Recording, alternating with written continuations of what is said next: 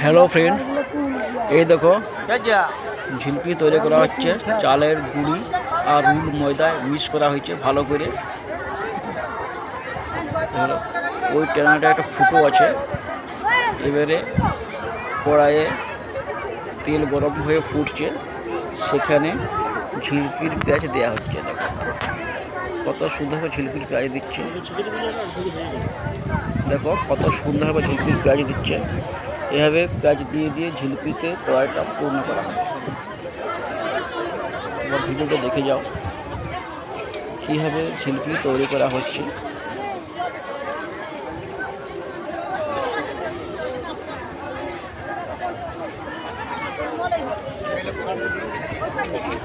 কত সুন্দর হাতের কাজ।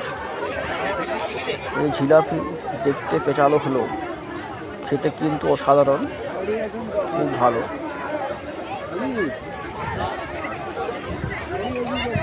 তিনি খুব ভালো জিলাপি তৈরি করেন, অসাধারণ জিলাপি। কাঠের উয়ান দর করে জ্বলছে। দেখো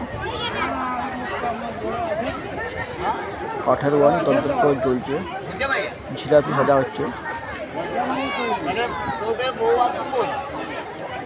এখানে সাধারণত জিলাপিতে রং ব্যবহার করা হয় না, রং দিয়ে জিলাপি কেউ খায় না, সেজন্য রং ব্যবহার করা হয় না। আস্তে আস্তে জিলাপি যত ভাজা হবে রং পরিবর্তন হবে।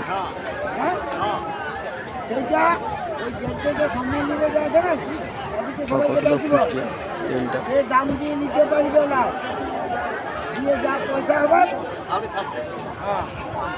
আস্তে আস্তে ভাজা হবে। যেগুলো দেখবো লেড়ে দেওয়া হচ্ছে, উল্টানো বলা হয়, উল্টানো হচ্ছে। ঝিলিপাগুলো উল্টালে তার বিপরীত দিকটা আবার ভাজা হবে। অনেকটা আর কিছুক্ষণ হলেই হয়তো ভাজা পূর্ণ হয়ে যাবে। এই দেখো প্রায় কালারটা চলে এসেছে জিলাপি।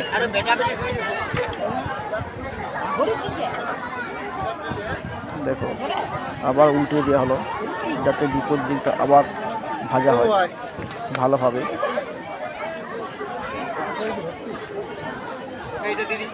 ভাজা হচ্ছে খোলা হয়ে। সাধারণত এভাবে খুব খোলা ভাজে না, অনেক খুব ভালোভাবে ভাজা খোলা হবে। এই দেখো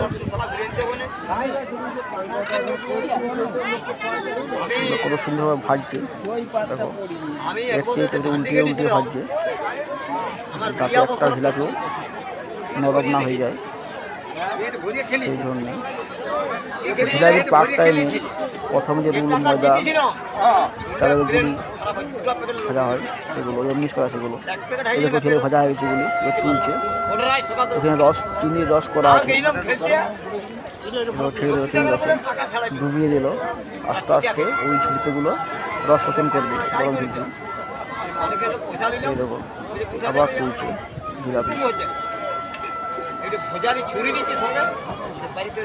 দেখো তুলে পর আবার ওই কড়াই দেওয়া হবে, যাতে চিনির রস শোষণ করে।